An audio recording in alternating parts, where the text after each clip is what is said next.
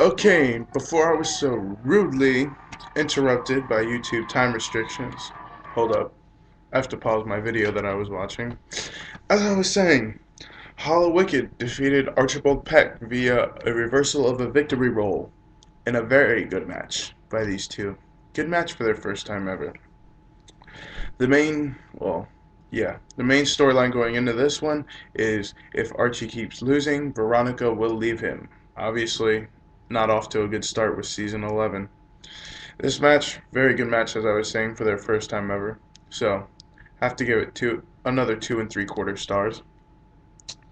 Then, after that, we have another battle of former tag team partners colliding as Huracan takes on Ophidian. Ophidian debuting new music and a new look. Very interesting look, so to speak. Well, not so to speak, it is very interesting. This match was was on the track to be the match of the night. Unfortunately, it did drag on a little bit longer than I think most of the fans had wanted it slash anticipated it, and that did affect it because eventually the fans got weren't into the match as much. Some fans, including myself, started chanting Ultra Mantis Black. In hindsight, probably not the most respectful thing to do considering these two did put on a great match. However, like I said, went on a little bit longer than I think most people expected it to, and that did affect the crowd. Ophidian just nailed a sick, nasty, cringeworthy Canadian destroyer on Huracan that did not get the win, which was amazing because it did seem after the match that Huracan was pretty much out of it. However, Ophidian with that sick kick to the back of the head that he did on Amasis at high noon got the win in this one. And then afterwards, in a little pre-match shenanigans, Ophidian unmasks Huracan. For those who don't know, surprisingly, it was Jonathan Gresham. Like I said, for those who don't know, I'm pretty sure the majority, I knew almost all the Chikara fans knew. So anyway, so it looks like Ophidian is going to be the Rudo to watch in 2012, in my opinion. This match, and I picked Ophidian too, so I went from 500 to 4-2 in my picks because I picked Hollow Wicked also. Oofa. Look, my throat and all that's still a little bit messed up from the show on Saturday. Uh, where was I going? I lost my train of thought. Anyway, we're on to the main. Oh, now I know where I was going. As Gavin Loudspeaker announces for the main event, Vin Gerard, as I predicted, just annihilated Gavin Loudspeaker with a forearm, knocking him out of the ring. This, of course, brought out Eddie Kingston.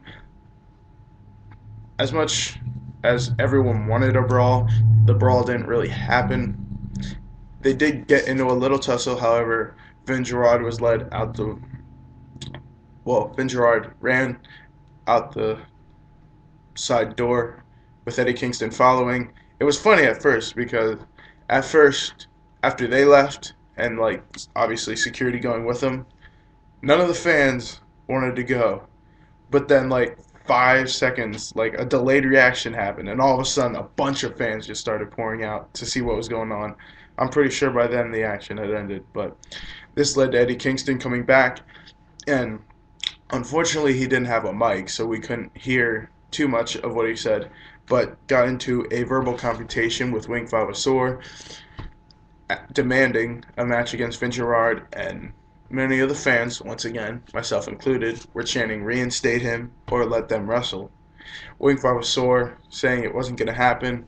Eddie Kingston got a little physical with Wink, and that which led to Jigsaw coming out, taking Eddie Kingston to the back, and Wink walking out the door in a very pissed off mood. Interesting to see where that goes. I'd say that they will have a match, hopefully around Anniversario time. I don't see the match happening anytime before then because a pretty big match. Yep. But anyway, after the whole confusion, it was time for the main event as the colony took on the Batirni for, and no, I am not BSing you here, for a bag of sugar. An added bonus for us fans in Easton. Very, very good tag match. Very entertaining. This it was also even boosted by the Paterni ragging on this little kid. Yes, a little kid with a Superman t-shirt, which led to pretty much half to three-quarters of the arena chanting Superman, Superman, Superman. Well, not the entire match, but the majority of the second half of the match. Colony got the win in this one. Let me check my notes to see what move. Stay with me, people. Stay with me. Oh, correction. Amasis defeated Huracan with a bridging camel clutch. It wasn't the kick to the back of the head, as I said before. So I'm glad I looked at my notes there. I don't want to mislead any of my fans. And Fire Ant pinning. I can't remember if it was Oberian or Kodama, but he pinned one of them with the beach break after, like I said, a fantastic match. This was definitely the match of the night at 3 3/4 stars. Overall, this event, very entertaining. The only things that affected this was, as I said, the Huracan and Ophidian match going a little bit longer than expected, which got the crowd out of it. As much as people might not think of it, the crowd does play a factor in how a match feels.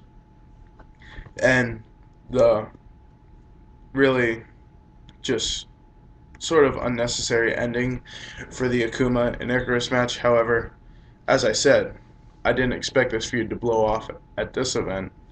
I didn't expect the finish that happened, which got a lot of the fans upset. But anyway, besides those two, this whole card was very good.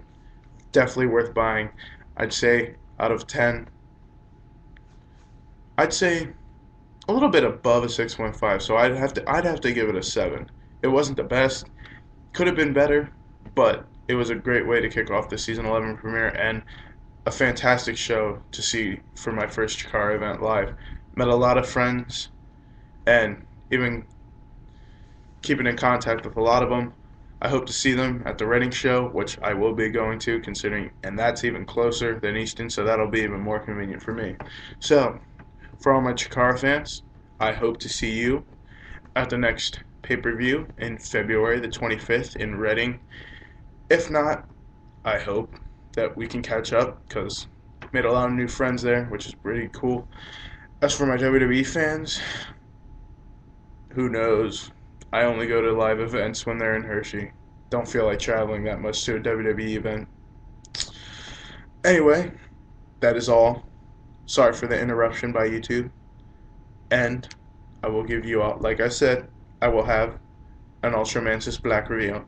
I know a lot of people are probably going to be asking, well, where's the Eddie Kingston review? Where's the Eddie Kingston review? You promised us an Eddie Kingston review. I will get to it. I swear. I don't know when. Could be this week. Could be next week. Could be a month from now. But I will get an Eddie Kingston review up. However, the Ultramantis Black cannot wait. As I said, the interview was great. And all I'm doing is waiting to see the matches. Actually, I have started to watch the matches now. That's why I had to stop the TV. Because I don't want to miss any of this action. Anyway, I will have an Ultramantis Black review up by the end of the week. I will have a High Noon review, if not up by the end of this week, by the end of next week. And I will see you all later.